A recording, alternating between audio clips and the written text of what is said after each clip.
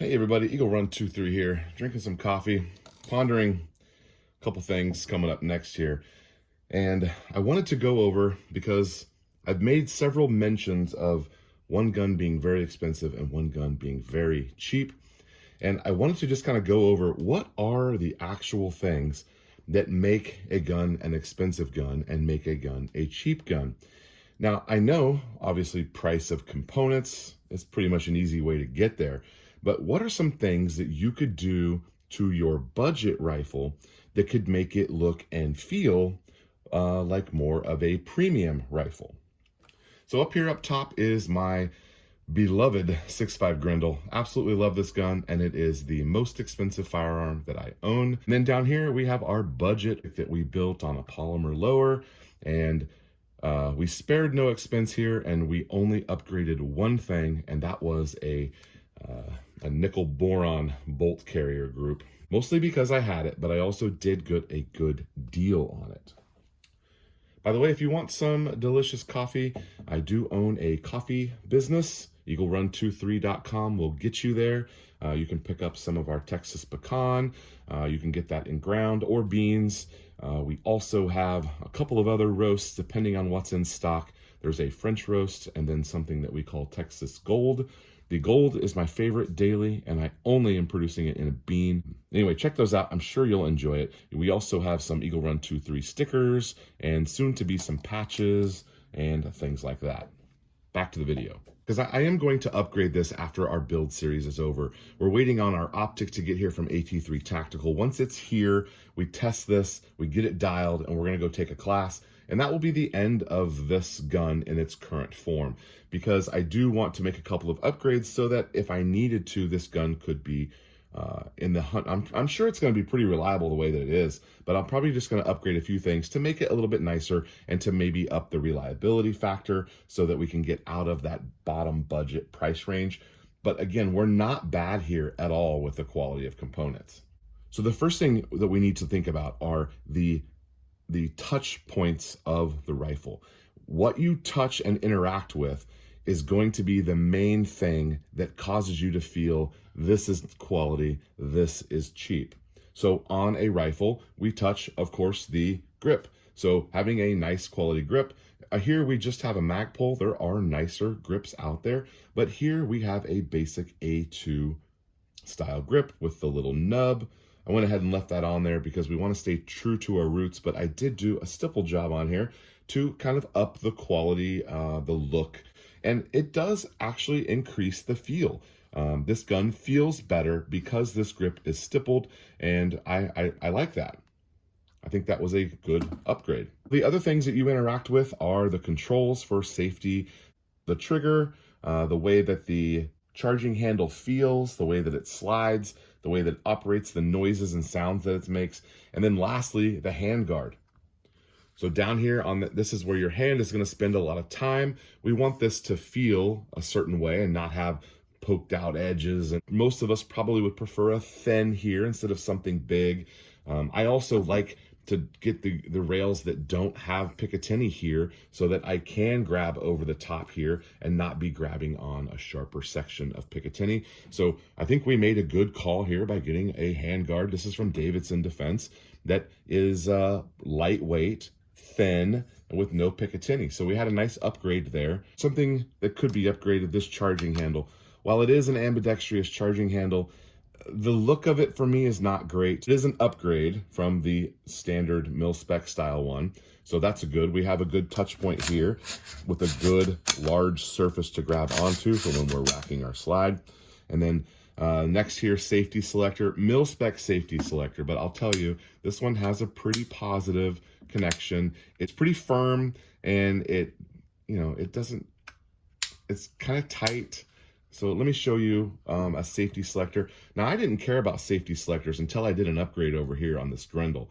Now, this guy is a short throw, and it's from Timber Creek. I got it from AT3 Tactical. Most of this build was brought to us by our friends at AT3 Tactical. They hooked me up on a couple things and gave me some great prices on some other things. I'm going to do this for 20 or 30 bucks. I'm going to do that on every rifle from now on, because that short throw is fantastic. It is ambidextrous, and it's got a nice quality click to it. Teams of people that study how buttons click and how levers turn and what they do. Do they click or do they have a detent? There's people who have spent tons of money on that. And I think that's important for us to consider as well here, because you're gonna be in a budget category when you got a big clunky safety selector. If you want to upgrade, that's a good way to spend 20 or 30 bucks to get a nice part there. So the three visuals that really hurt a budget gun: number one, A2 birdcage; number two, A2 grip; and number three, an A2 stock. Now this one is probably the same price as an A2 stock, but it has a little bit different look to it. It's more of this knockoff tail hook style minimalist a little bit. I like that it looks different than the standard cheap one, which I wish I had one here to show you. I've got one somewhere. I like the look of it because it looks a little bit different. So we've got an upgrade in our stock. We have an upgrade with the stippling. Now, the other thing that I would do is I would add a little bit of a different muzzle brake that would get me out of the category visually of being a budget rifle. The way that these interact with you, the way that they click, and the way that if they jiggle, if it has a good connection and it's not rattling all around. Honestly, the cheap Magpul one is one of the worst culprits. This one is actually tighter than one of my cheap Magpul, that MOE style one.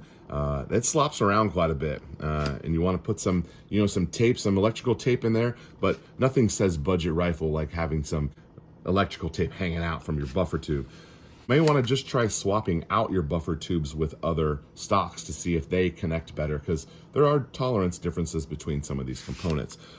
Now, on our not budget gun, we have a semi-expensive $120, $140 Luth AR. This is their urban adjustable, but it also slides up and down on an adjustable buttstock instead of being a fixed one. I thought I would like this. The FDE color does not match the rest of my FDE, which is not a big deal. We're rolling with that. But what I don't like about this is it turns out I don't actually need any additional space here for my cheek riser. So this is kind of useless. I have it always on the lowest setting. And then the other part is this knob right in here, that is how you got to get your fingers in there in order to extend that. That's not helpful. When you're taking this in and out of a gun case and you want to collapse your stock, getting in there is not easy to do. My big fingers just don't fit in there. There needs to be another way to interact with that control. When you rack the charging handle, it runs into your cheek riser. So unless you have this out, you can't even rack your gun. Oh, do we not? Oh, we're charged, that's why. You can't even rack your gun because they interfere with each other. You can see on this one, we do have, I forget the manufacturer of this one, but we do have an upgraded charging handle here. Feels great. It's got the gas ports so that you can deflect gas away from you. You can also see some of the other controls here. We've got a little bit of an upgraded mag release, upgraded pins that are in here for the takedown pins. All nice stuff we got from AT3 Tactical. You can see their logo right there on the handguard. You really don't have to be embarrassed about your gun. It's your gun. You set it, you run it the way that you want to go. We're not going to talk about optics here. It is a good way to upgrade your rifles to have a nice optic on here. If you have not heard of tracked optics, you need to check them out. They're not available in stores. You will love this optic. It is by far my favorite. This is the only optic I'm buying from now on, and I've had several others. The PST Vortex Viper. This beats it, and it's a little bit less expensive. So the last thing on the list here is going to be the main thing that you interact with, and that is that trigger. Now over here on our fancy, we have a Trigger Tech 2-stage $300 drop-in trigger, and it is worth every penny. If you are comparing to some other things on the market, yeah, there's a couple things that are in this category that are a little bit cheaper, but I wanted the best, and I think this is one of the best. Now, I've had a couple people send in some ideas for some other triggers. We're gonna try them, we'll get to them. We're not stopping building guns here anytime soon, but the budget rifle had to have a budget trigger, so we did an upgrade to it. We polished some things, we bent some springs, we tried to get this feeling as best as we can. But let me be 100% clear. There is no comparison to the way this feels and the way this feels. You go shoot this gun, you know you're shooting something nice. Everything that you touch and interact with gives off the vibe of we're a quality component. And the gun shoots really well too. This is a sub-quarter MOA gun, and we spared no expense on it, and we paid for that accuracy. How accurate will this gun be? I'll let you know as soon as I can. We're gonna put a red dot on it for now, but for fun, I could go back later and see what kind of groups we can get if I kind of get a nicer optic on there. I got a couple of cheap scopes we could throw on here and just kind of see what we can see as far as accuracy. 5.56 16-inch barrels, not designed for long-range accuracy, but we can see what it can do here. Okay, so I think I covered most of the things that come to mind when you're comparing a budget to a higher end gun, and you can go out there and make your budget gun a little bit nicer. Spend 20, 40, 50 bucks on a muzzle device, upgrade that grip, maybe down the road do a trigger job, do a little polishing, some spring work, or go ahead and save for there's a $89 to $120 drop-in triggers that are great.